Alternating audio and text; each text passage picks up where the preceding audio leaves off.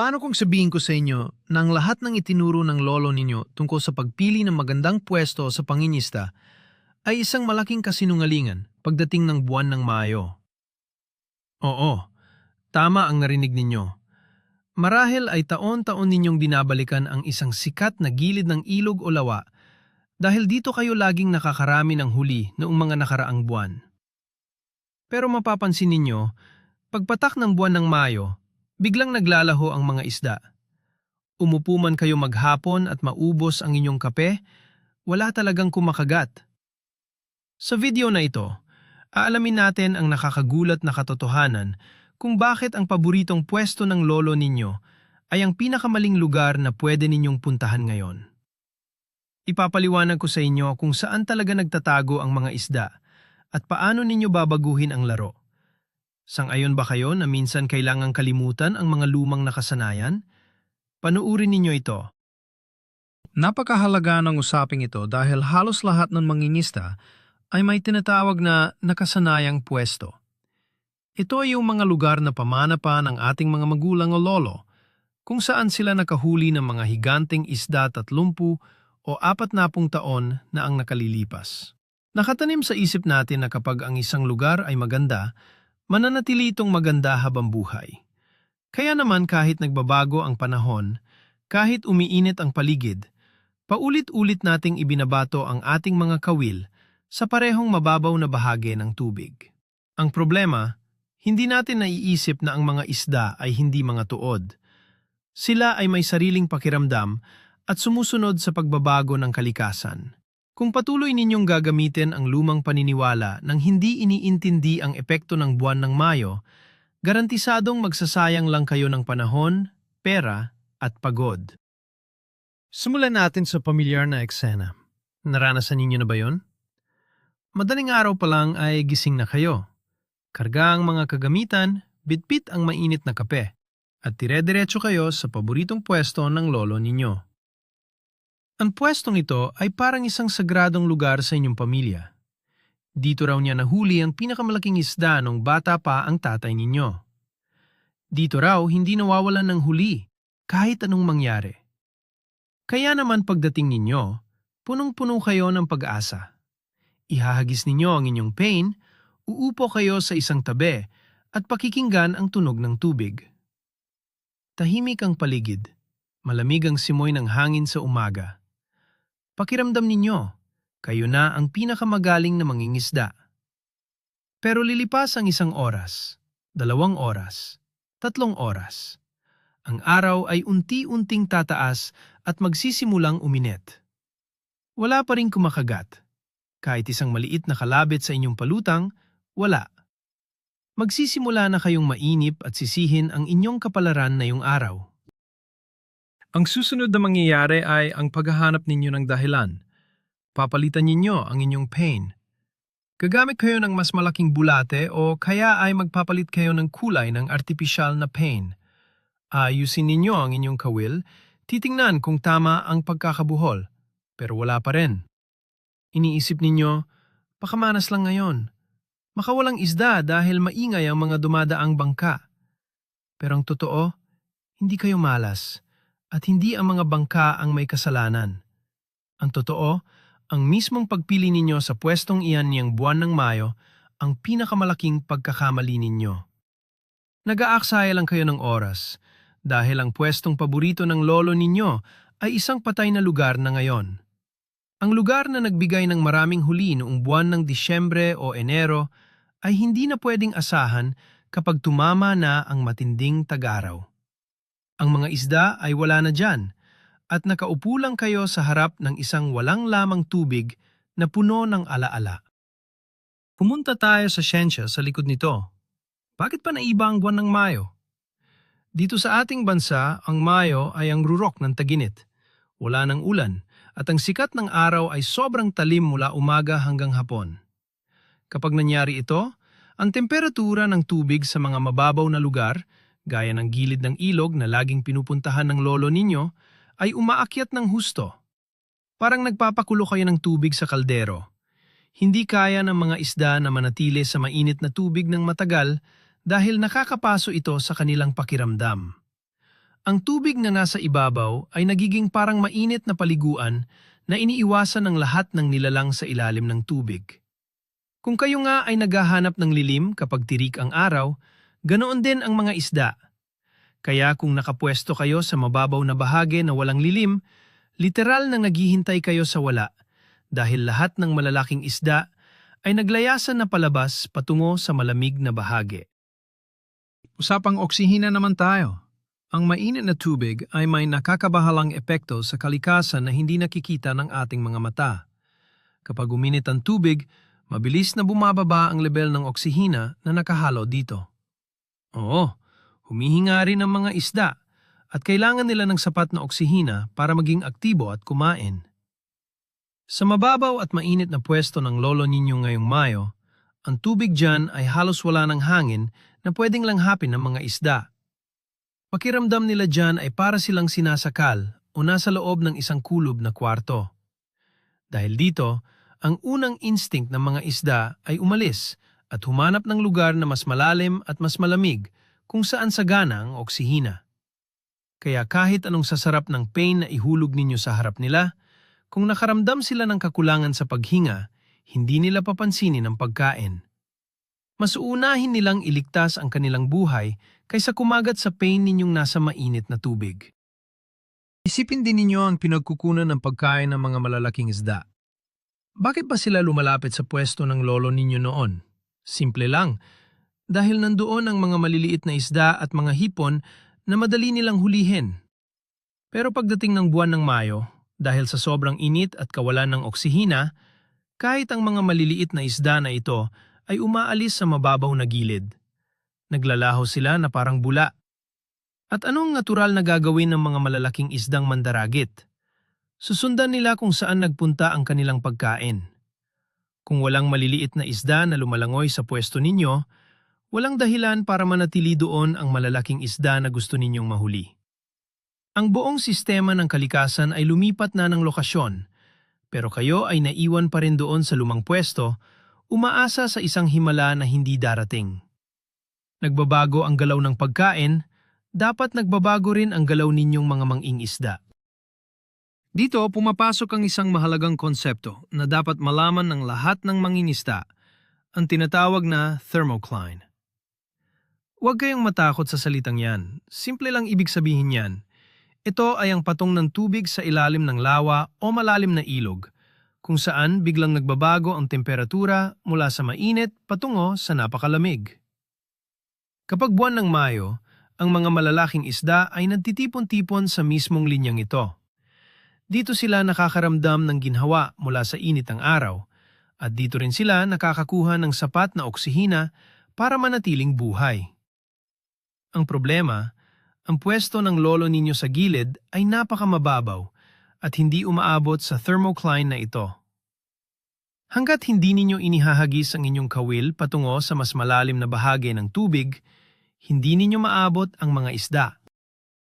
Kailangan ninyong hanapin ang lalim na iyon dahil dun sila nagtatago at naghihintay ng tamang pagkakataon para kumain nang hindi nahihirapan sa matinding init ng ibabaw ng tubig.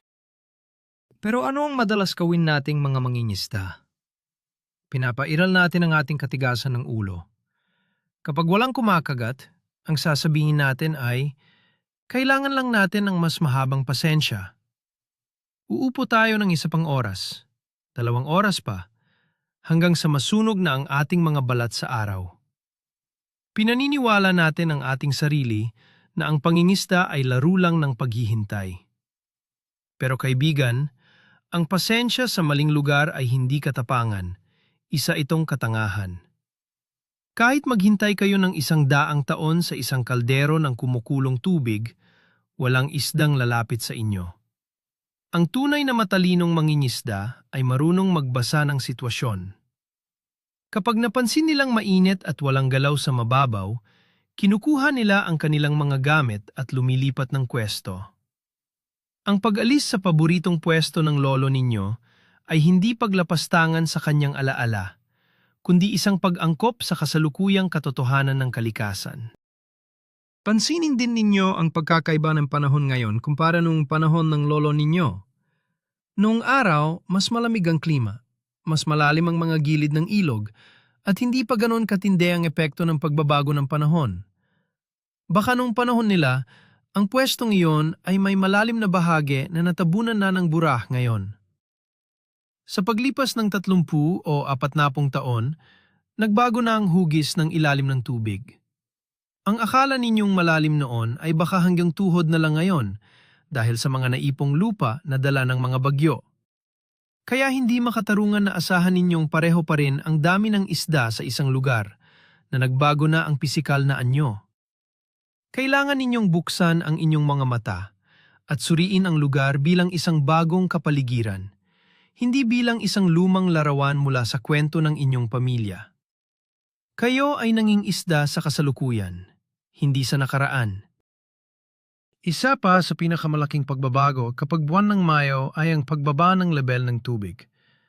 Dahil walang ulan at matindi ang singaw ng init, mapapansin ninyo na ang dating mataas na tubig sa inyong pwesto ay umaatras ng ilang metro. Ang mga dating nakalubog na bato at ugat ng puno na pinagtataguan ng mga isda ay nakalabas na at tuyong-tuyo. Dahil dito, nawala ng bahay ang mga isda sa gilid ng ilog. Wala silang mapagtaguan laban sa mga ibong kumakain sa kanila at laban sa matinding sikat ng araw. Kaya ang tanging paraan nila para mabuhay ay ang lumangoy papunta sa gitna kung saan mas malalim at hindi abot ng init. Kung ipipilit ninyong maghagis ng pain sa gilid na umaatras na ang tubig, para kayong kumakatok sa isang bahay na inabandona na ng mga nakatira. Walang magbubukas ng pinto at walang isdang kakagat sa pain ninyo. Pag-usapan naman natin ang mga istruktura sa ilalim ng tubig. Kapag mainit ang panahon tulad ngayong Mayo, ang mga isda ay naghahanap ng mga bagong bahay o istruktura na mas malalim. Mas gusto nila ngayon ang mga malalaking bato na nasa 50 metro ang layo mula sa pampas, o kaya ay mga lumubog na puno sa pinakamalalim na bahagi ng lawa. Ang mga istrukturang ito ang nagsisilbi nilang payong at kuta. Kung ang pwesto ng lolo ninyo ay isang patag na buhanginan o putik sa gilid na walang anumang malaking bato o kahoy sa ilalim, asahan ninyong walang isdang magtatagal dyan ngayon. Kailangan ninyong matutunang hanapin kung nasaan ang mga bagong istrukturang ito. Minsan, ang solusyon ay ang pagrenta ng maliit na bangka para marating ang gitna. O kaya, ay ang paggamit ng mas mahabang kawil para maihagis ang pain lagpas sa mababaw na bahagi. Doon nakatambay ang mga naglalakihang isda na gusto ninyong maiuwi. May isa pang nakakadiring katotohanan tungkol sa mga mababaw at lumang pwesto kapag taginit. Ang pamumulaklak ng mga lumot o algae blooms. Dahil mainit ang tubig at mabagal ang daloy, dumadami ang mga berdeng lumot sa ibabaw ng tubig sa mga gilid-gilid. Sa unang tingin, parang normal lang ito. Pero ang totoo, ang mga lumot na ito ay umiigop ng lahat ng natitirang oksihina sa tubig kapag gabi. Naglalabas din sila ng nakakalasong chemical kapag nabubulok. Ang pwesto ng lolo ninyo na dating malinaw at malinis ay nadiging isang nakakalasong sabaw kapag matindi ang init ng Mayo. Sinong isda ang gugustuhing lumangoy sa isang lugar na hindi sila makahinga at unti-unting nalalason? Kaya kapag nakita ninyo na kulay berde at malapot na ang tubig sa inyong paboritong pwesto, kunin ninyo agad ang inyong mga gamit at lumipat sa lugar kung saan malinaw at gumagalaw ang tubig. Iyon ang susunod na mahalagang punto, ang paghahanap ng gumagalaw na tubig. Ang paboritong pwesto ng lolo ninyo ay malamang nasa isang tahimik na bahagi ng ilog na parang salamin ng tubig. Napakaganda nitong pagmasdan habang umiinom kayo ng kape. Pero ngayong Mayo, ang tahimik na tubig ay patay na tubig. Kailangan ninyong maghanap ng lugar na may agos. Kung saan may agos, doon umiikot ang malamig na tubig at doon napapalitan ang hangin sa ilalim. Hanapin ninyo ang mga bahagi ng ilog na sumasalpok ang tubig sa mga bato o kaya ay mga lagusan kung saan bumibilis ang takbo ng tubig. Dito nag-aabang ang mga aktibong isda. Alam nila na sa agos na ito, Mas malamig ang pakiramdam at madalas ay dito tinatangay ang mga maliliit na insekto at pagkain na paborito nilang kainin. Ang agos ay buhay, kaya huwag kayong magtiyaga sa tahimik at patay na tubig. Kung ayaw ninyong umalis sa gilid at wala kayong bangka, kailangan ninyong maghanap ng mga lugar na may makapal na lilim. Ang mga tulay ay magandang halimbawa nito. Ang malalaking semento ng tulay ay nagbibigay ng malapad na anino sa tubig mula umaga hanggang hapon. Pwede rin ang mga gilid na may malalaking puno na nakalaylay ang mga sanga hanggang sa tubig o kaya ay matataas na bangin na humaharang sa sikat ng araw. Ang mga isda ay parang mga taong naglalakad sa kalsada tuwing tanghaling tapat. Lahat ay naghahanap ng masisilungan. Kung ang pwesto ng lolo ninyo ay nasa gitna ng isang patag na katihan na walang kahit anong puno at nakababad kayo sa direktang sikat ng araw, huwag na kayong umasa na may isdang lalapit sa inyo. Lumipat kayo sa ilalim ng tulay o sa likod ng malalaking puno at makikita ninyo ang malaking pagbabago sa dami ng inyong huli. Pag-usapan naman natin ang inyong diskarte sa pain. Dahil mainit ang tubig sa buong buwan ng Mayo, ang mga isda ay tinatamad. Wala silang gana na maghabol ng pagkain dahil mabilis silang mapagod sa init. Kung ginagamit ninyo ang lumang diskarte na mabilis na paghila ng pain sa mababaw na lugar, wala kayong mahuhuli. Kailangan ninyong pabagalin ang inyong galaw. Ihulog ninyo ang pain sa malalim at hayaan itong nakalapag sa ilalim ng matagal. Bigyan ninyo ng pagkakataon ang mga tinatamad na isda na mapansin ito nang hindi nila kailangang tumakbo ng mabilis. Ang mga isda sa buwan na ito ay naghahanap ng madaling pagkain, iyong tipong ihahain na lang sa harapan nila. Kung masyadong mabilis at magulo ang diskarte ninyo, aayawan nila ito. Matutong sumabay sa mabagal na ritmo ng kalikasan kapag mainit ang panahon para makuha ninyo ang atensyon ng isda. Kailangan din ninyong pag-isipan ang klase at amoy ng pain na ginagamit ninyo. Sa matinding init ng Mayo, ang mga natural na pain tulad ng karne o maliit na isda ay mabilis mabulok at bumaho kapag nababad sa mainit na tubig. Minsan, ang sobrang baho na ito ay nagiging hindi na natural para sa mga isda at iniiwasan nila ito. Isa pa, dahil tinatamad silang kumain, kailangan ninyo ng pain na maganda ang presentasyon sa paningin. Minsan, mas epektibo ang paggamit ng mga buhay na uod o kaya ay mga artipisyal na pain na makintab na kayang pukawin ang interes ng isda kahit nakatambay lang sila sa malalim. Ang pagiging makulit sa iisang klase ng pain na ginamit ng inyong lolo ay hindi laging uubra. Kung hindi kinakagat ang unang pain, huwag matakot na mag-eksperimento at palitan ito ng iba hanggang sa mahanap ninyo ang gusto nilang lasa ngayong araw. Aminin natin, may malaking psikolohikal na hadlang sa pagalis sa paboritong pwesto. Emosyonal tayo bilang mga manginista. Nakakaramdam tayo ng saya kapag nakaupo tayo kung saan umupo ang ating lolo. Parang ipinagpapatuloy natin ang tradisyon ng pamilya. Masakit sa damdamin na aminin na ang lugar na nagbigay ng napakaraming saya sa inyong pagkabata ay wala ng silbi ngayon. Pero kailangan ninyong tanungin ang inyong sarili. Ano ba ang gusto ninyong mangyari? Gusto ninyo bang mag-reminisce ng nakaraan o gusto ninyong makahuli ng isda at may maiuwing ulam sa pamilya? Kung ang sagot ninyo ay ang makahuli, kailangan ninyong lunukin ang inyong pride at kalimutan ang emosyon. Ang pangingisda ay isang laro ng adaptasyon. Ang hindi marunong mag-adjust sa sitwasyon ay laging uuwing walang laman ang cooler. Matuto kayong mag-isip ng praktikal, hindi puro emosyon. Isipin ninyo ang sitwasyong ito sa tabing ilog. Kayo ay nakaupo sa pwesto ng lolo ninyo, nagpapawis at nababagot dahil 5 oras na kayong walang huli. Tapos, titingin kayo sa kabilang dulo ng ilog kung saan may isang mangingisda na nakapwesto malapit sa malalim na tulay. Mapapansin ninyo na tuwing 5 minuto, humihila siya ng malaking isda.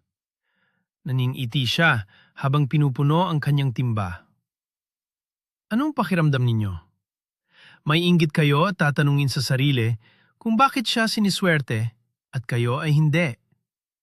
Ang totoo, hindi siya siniswerte. Ginamit niya ang kanyang utak. Nakita niya na mainit ang araw, kaya humanap siya ng lilim at lalim. Samantalang kayo, nanatili kayo sa nakasanayan kahit kitang-kita ninyong hindi na ito gumagana. Huwag kayong maging matigas ang ulo, na mangingisda na naiinggit lang sa iba. Kayo dapat ang nagiging dahilan kung bakit naiinggit ang iba sa inyo. Kung talagang ayaw ninyong iwan ang pwesto ng lolo ninyo at gusto ninyo talagang doon mangista, may isa kayong malaking pagbabago na dapat gawin. Huwag kayong mangista sa araw. Subukan ninyong pumunta doon tuwing gabi. Kapag lumubog na ang araw at lumamig na ang hangin, unti-unting bumababa ang temperatura ng tubig sa mababaw na gilid. Sa mga oras na ito, mula hating gabi hanggang madaling araw, lumalabas ang mga malalaking isda mula sa malalim at pumupunta sa pwesto ninyo para maghanap ng mga natutulog na maliliit na isda. Ang buwan ng Mayo ay isa sa mga pinakamagandang panahon para sa pangingisda sa gabi. Kung babaguhin ninyo ang oras ng inyong pagpunta, baka makita ninyo ulit ang mahika ng pwesto ng inyong lolo. Pero tandaan, pagpatak ng umaga at sumikat ang araw, babalik ulit sa pagiging patay na lugar yan, kaya umuwi na kayo agad. Huwag din ninyong kalimutan ang epekto ng mga unang pag-ulan ng Mayo. Kahit mainit, minsan ay biglang may dumadaang malalakas na kulog at ulan sa hapon.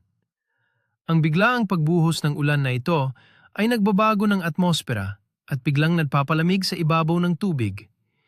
Ito ang nagbibigay hudyat sa mga isda na maging napaka-aktibo sa loob ng isang maikling oras. Kung nakapwesto kayo at biglang umulan, ito na ang pagkakataon ninyo.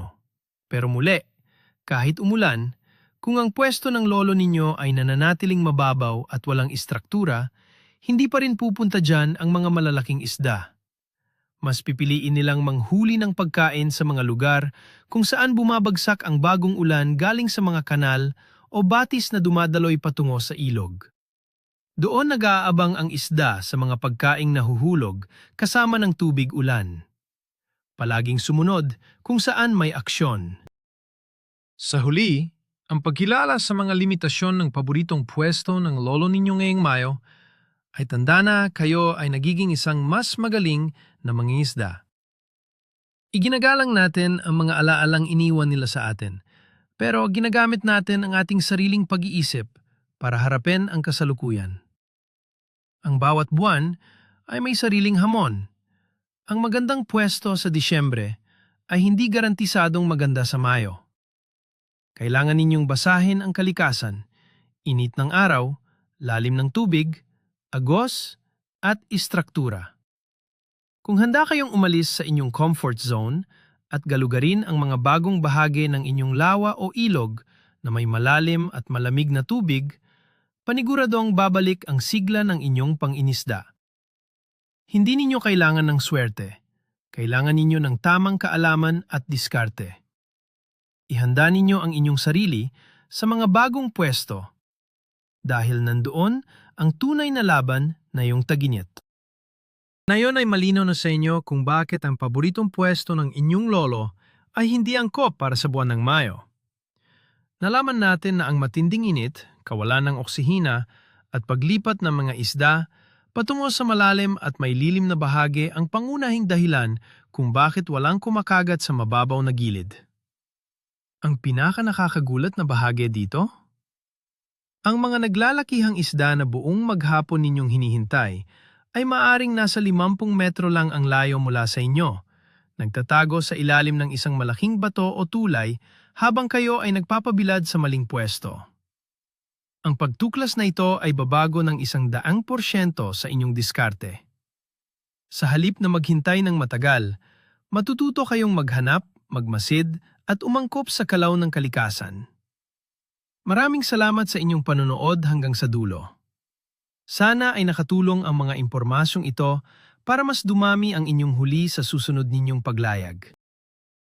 Kung nagustuhan ninyo ang video na ito, pakipindot naman ang like button at mag-subscribe na rin kayo sa ating channel para hindi kayo mahuli sa mga susunod nating tips. Ngayon, gusto ko sana kayong tanungin. Saan ninyo planong ilipatan ninyong pwesto na yung darating na katapusan ng linggo pagkatapos ninyong marinig ang mga ito? Ikomento ninyo sa ibaba at pag-usapan natin yan.